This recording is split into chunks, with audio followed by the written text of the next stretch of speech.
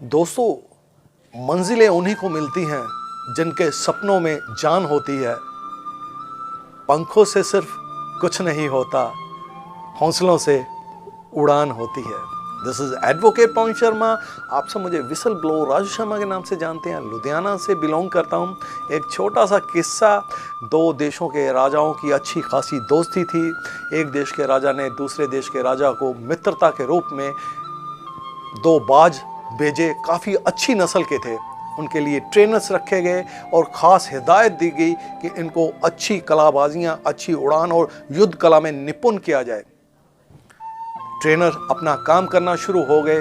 उन दो बाजों में से एक बाज काफ़ी अच्छी उड़ान भरता, कलाबाजियाँ लगाता, लेकिन दूसरा बाज एक शाख पर बैठा रहता। राजा ने सोचा कि अब बाज काफ़ी अच्छी उड़ान भरना शुरू हो गए होंगे। उन्होंने ट्रेनर को बुलाया और पूछा कि अब वो जो बाज है ट्रेन हो चुके हैं। ट्रेनर ने मायूसी से राजा को बताया कि दोनों बाजों में एक बाज काफ़ी अच्छी उड़ान भरता है, जबकि दूसरा बाज एक शाख पर बैठा रहता है। राजा ने उसका कारण जानने की कोशिश की और ट्रेनर को बोला, अगर इसका कारण आप नहीं जान सकते तो किसी और ट्रेनर को रखो। ये जानने के लिए जिस जिस आदमी तक जाना पड़े तो आप ज़रूर जाओ। ट्रेनर ने दूसरे ट्रेनर्स की हेल्प ली और जानना चाहा कि दूसरा बाज है वो इतनी अच्छी उड़ान क्यों नहीं भरता, उड़ता ही क्यों नहीं है। फिर ट्रेनर्स ने अपने सजेशंस दिए, पर वो कहीं कामयाब ना हो सके।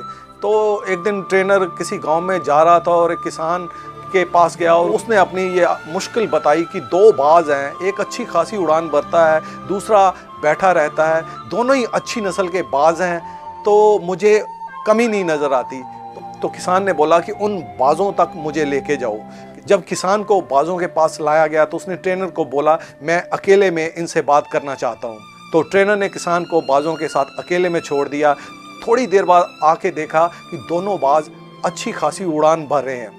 तो ट्रेनर हैरान हो गया कि अपनी ज़िंदगी का अनुभव उसने उस पर लगा दिया था, पर वो दूसरे बाज को उड़ा नहीं पाया था। उसने किसान से पूछा, भाई आपने किया क्या है जो दूसरा बाज भी उड़ना शुरू हो गया।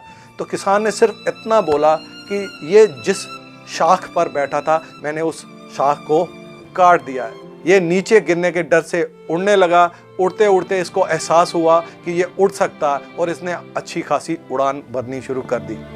दोस्तों, इसी तरह हम जिंदगी में अपनी अपनी शाखें ढूंढ कर बैठ चुके हैं, उड़ान भरना ही नहीं चाहते, और शायद हम इसी तलाश में है कि कोई आए और हमारी शाख को काटे और फिर हम उड़ने की तैयारी करें। ज़िंदगी है, ऐसा नहीं होता।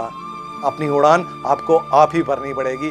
अपने जज्बे को आप ही जिंदा करना पड़ेगा। अपने जज्बे को आप मजबूत करना पड़ेगा। खुला आसमान है, उड़ने की कोशिश कीजिएगा। ज़िंदगी आपको आनंदमय लगेगी। Thank you very much. धन्यवाद।